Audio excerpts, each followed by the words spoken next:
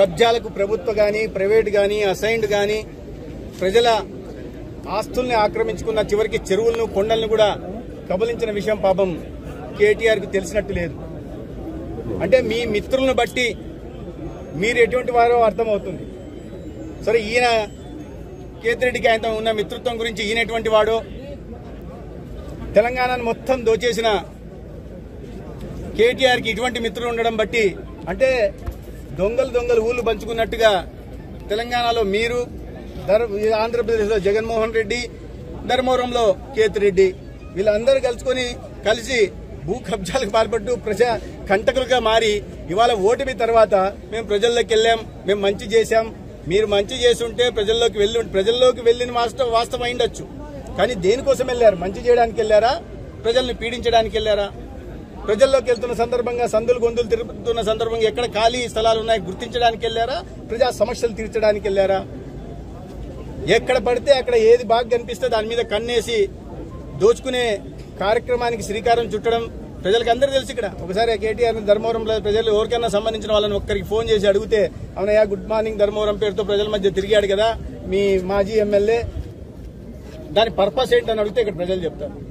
అందుకని ఇటువంటి మాటలు మాట్లాడుతున్నప్పుడు ఒకసారి ఆలోచించుకొని మాట్లాడాల్సిన అవసరం ఉంది. ప్రజల మధ్యలోకి ఎందుకు వెళ్తున్నాం, దోచుకోవడానికి వెళ్తున్నాం అనే విషయాన్ని పాపం ఇప్పటికైనా కేటీఆర్ అర్థం చేసుకుంటే మంచిది. ముఖ్యంగా 4 సంవత్సరాల క్రితం ఏదో జీడీపీ గురించి జీఎస్డీపీ గురించి ఆయన ప్రసంగాలు ఇస్తుంటే నేను ఒక మాట చెప్పడం జరిగింది.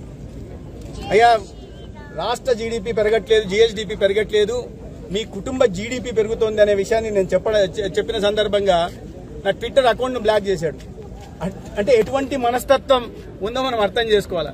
ఒక రాజకీయ పార్టీకి సంబంధించిన ప్రత్యర్థులు మీరు చేసిన తప్పుల్ని ఎత్తు చూపుతున్నప్పుడు బ్లాక్ చేయడం ఏంటి? చిన్నపిల్లల మనస్తత్వం ఉండాలా లేదా అహంకారమైనా ఉండాలా? రాజకీయాల్లో మీరు చేసిన తప్పులను ఎత్తు చూపే బాధ్యత, ఎండగట్టే బాధ్యత ప్రతిపక్షాలది. దాంట్లో భాగంగా నేను చేస్తే ఇవాళ దాకా బ్లాక్ చేస్తాను. అదే విషయాన్ని నేను ఇవాళ చెప్పడం జరిగింది. నువ్వు ఒక విమర్శని తీసుకోలేని వ్యక్తివి, ఎటువంటి అహంకారపూరిత ధోరణితో ఉంటున్నారో, ఎటువంటి మీ అవినీతిని ఎత్తి చూపామనే కదా. కాబట్టి మీరు అదే ఒకే జాతి పక్షులందరూ ఇవాళ ఒక చోట చేరారు. ప్రజలను దోచుకోవడమే లక్ష్యంగా తెలంగాణలో బీఆర్ఎస్ పార్టీ, ఆంధ్రప్రదేశ్లో జగన్మోహన్ రెడ్డి పార్టీ, దాంట్లో ఇంకో చిన్న ప్లేయరు కేతిరెడ్డి, వీళ్ళందరూ కలిసి ఇప్పుడు దొంగలంతా ఒక చోట చేరి పాపం ఒకరినొకరు ఓదార్చి సర్టిఫికేట్లు ఇచ్చుకుంటున్నారు. సర్టిఫికేట్లు ఆయన మంచోడు, ఈయన తిరిగాడు, ఆయన తిరిగాడు. ప్రజలు నవ్వుతున్నారు మిమ్మల్ని చూసి. మిమ్మల్ని అందరూ అందుకని ప్రజలు మిమ్మల్ని అందరినీ మూకుమ్మడిగా కలిసి కట్టిగా ప్రజలు మిమ్మల్ని ఓడించారు, గుణపాఠం నేర్పారు.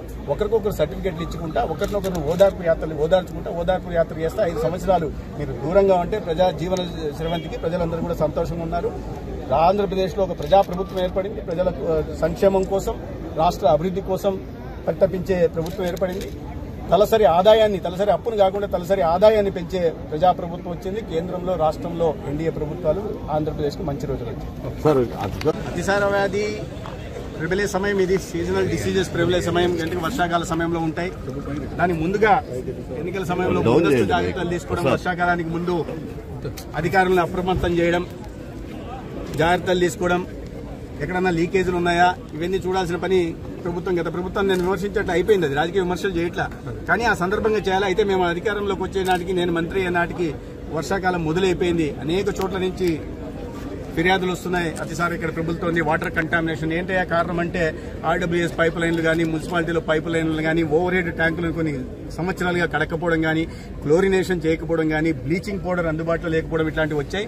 అయితే ప్రతి చోట క్లోరినేషన్ చేయాలని, బ్లీచింగ్ పౌడర్ అందుబాటులో ఉండాలని, ప్రతి చోట ఆసుపత్రిలో కావాల్సిన మందులు ఉండాలని, పరీక్షలు నిర్వహించాలని చెప్పడం జరిగింది. దీనిపైన లైన్ డిపార్ట్మెంట్తో అంటే ఆర్డబ్ల్యూఎస్ మినిస్టర్ గారైన ఉప ముఖ్యమంత్రి పవన్ కళ్యాణ్ గారితోనూ, అదేవిధంగా మున్సిపాలిటీ మినిస్టర్ అయిన నారాయణ గారితో కూడా అధికారులతో కలిసి సమీక్ష నిర్వహించడం జరిగింది. అదేవిధంగా రాష్ట్ర ముఖ్యమంత్రి వాళ్ళు కూడా ఒక సమీక్ష తీసుకోవడం జరిగింది.